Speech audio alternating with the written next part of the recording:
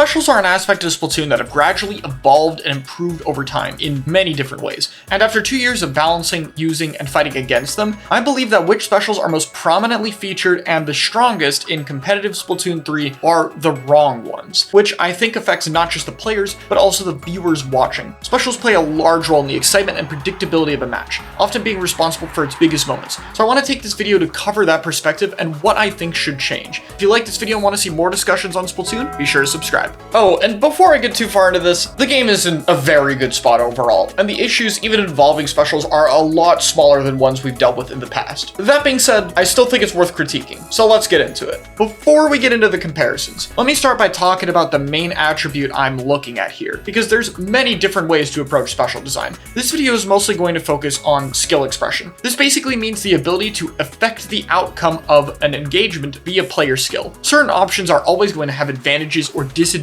over each other, but they should never feel too one-sided. The idea is that you want players to be able to overcome a disadvantage, such as fighting a special weapon. This is usually done by having a unique way to exploit it. For example, let's take a look at 20XX. In this clip, Nolan is using Crab on the bottom left to wall out one of the main approach options on the map, but Atomic, a roller player, is sharking on Snipe. Due to Crab's more limited mobility and having the rider be a bit higher up, Atomic can go for a risky one-shot to end the special early and create a huge advantage for their team. This play exploited the weakness of the special compared to if Nolan had the dualies and could easily roll out of the way and punish this. This kind of flaw being exploited in specials is also true for those interacting with each other. For example, if there's an Inkjet and a Crab tank fighting, who has the advantage? Jetpack being stuck high in the air makes it an easy target for Crab's standard fire to shred it, while Crab's large size makes it very easy to destroy with indirect Inkjet blasts. This matchup comes down to who exploits the weakness of the other special first,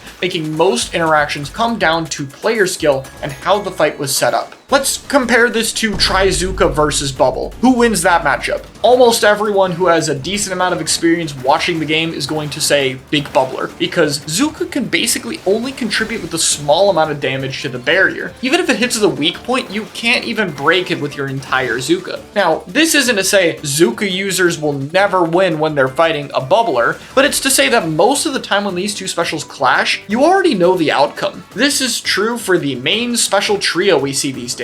Zuka beats Strike due to its limited mobility. Strike beats Bubble because it pierces through it and shreds it, and Bubble tanks Zuka. This is the rock, paper, scissors idea of balancing specials, which I personally really don't like. When the best option to beating a special is picking a different one that wins the interactions, they're no longer interesting. They are predictable. The outcome almost never becomes about which player is actually better, but which player had the right special equipped on the weapon select screen. What's new with Splatoon 3 compared to the previous games, though, is the amount of specials. Splatoon 2 has 11 specials, while Splatoon 3 has a whopping 19 total. This means that there's actually quite a bit of overlap for similar roles, and this is where I think most specials should change. Many roles for these specials have their strongest option at their most basic, predictable, and limited skill expression-wise. So I want to make a few comparisons between prominent special roles. This isn't going to cover every single special in the series, otherwise this video would be way too long. Let's start with the role of Trizooka. This is there to close a range advantage, particularly for weapons with less range against longer range options, or against players who stay far away throwing bombs or something. This is done specifically by replacing your main weapon with another one that has more long distance tools. Zuka is most comparable to Inkjet and Crab Tank, which also fulfill the same purpose, but both have a lot more depth to their use cases. I already talked about the downsides Crab and Jetpack have, but Zuka has way less. The mobility weakness is practically negligible, the duration is still more than enough time, and the startup is great, even if you want to panic it up close. To make up for the increased options that Inkjet and Crab have, Zuka is made better by having its shots be overtuned, giving them a giant blast radius with the ability to either curve around or just hit through most of the effective cover in the game. This makes the interactions with them feel more limited, relying less on player skill than the other specials, while also having a lot less unique plays to do compared to the options Jetpack and Crab provide.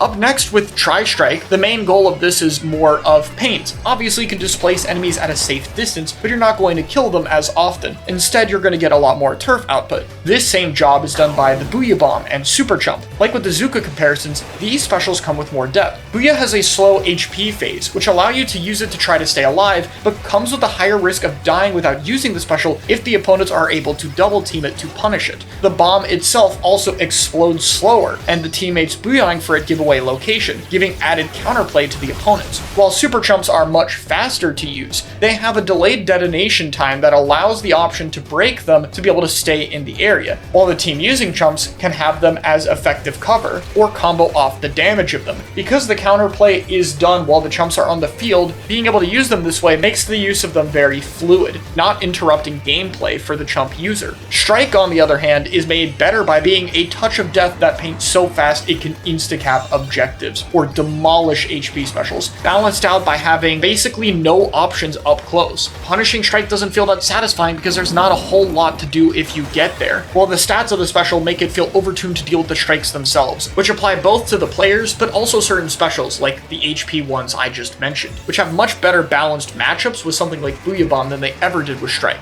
Here's another random question. What special is best at locating enemies? Is it the special whose entire identity is locating people? Like that's the thing it does, or is it the specials that also get to be global range displacement? Yeah, you guessed it, it's whale and missiles. These have already been talked about since they're so similar to Splatoon 2's missiles. When you're dealing with them, there's nothing you can really do to prevent yourself from being located by them. Sure, you can influence their effects afterward, made a bit better by whale following you, making you feel like you have a lot more control, but compare this with Wavebreaker, where you have many different ways of dealing with it. You could be outside the location the Wavebreaker was thrown in, which has to be close to the Wavebreaker user, you could break it, you could jump over it, sometimes you can even just tank the damage in a fight because it's not that much. While the Wavebreaker user gets to choose where to set up Wavebreaker, assessing those risks while being quick and easy to use, similar to Super Chump. This special has a lot more depth than it gets credit for, with unique locations to make up for the height limit of the waves, or even using the melee hitbox to damage specials like Bubbler, or throwing it to body block. And even if we want to look at Whale's displacement part, which already overlaps with other specials I just talked about, Inkstorm does a much better job of having a weaker displacement effect, with the damage and paint being easier to deal with, giving a lot of time for the opponents going against it. To make up for this though, it has a small healing buff to the players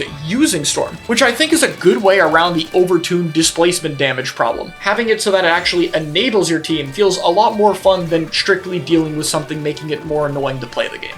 Not every special in Splatoon 3 has or even needs a replacement. A lot of people might have expected me to compare Big Bubbler with Ink Vacuum, for instance. However, the beacon in Bubbler is what makes a lot of the bubble comps and plays special, and those strats aren't possible with Vacuum, even if Ink Vac obviously has more depth and skill expression. Bubble's main issue, like with Strike and Zuka, is overtuning an aspect of it, in this case the HP, to make it strong, rather than more creative buffs. Having one randomly overtuned stat is just a problem with this main trio. There are also some specials that are fine and I haven't had a reason to mention, like Zipcaster, that more just suffers from a bit of limited weapon kits. I wish that some of the specials that I believe were designed a lot better for competitive play got more of a chance to shine there, and that some of the more prominent specials were balanced in different ways other than just overtuning a really annoying statistic. However, while Splatoon 3 doesn't take full advantage of some of its other specials, that could change with patches, maybe give Wavebreaker more than one buff in 2 years, and is still a huge improvement over Splatoon 2 specials in these categories.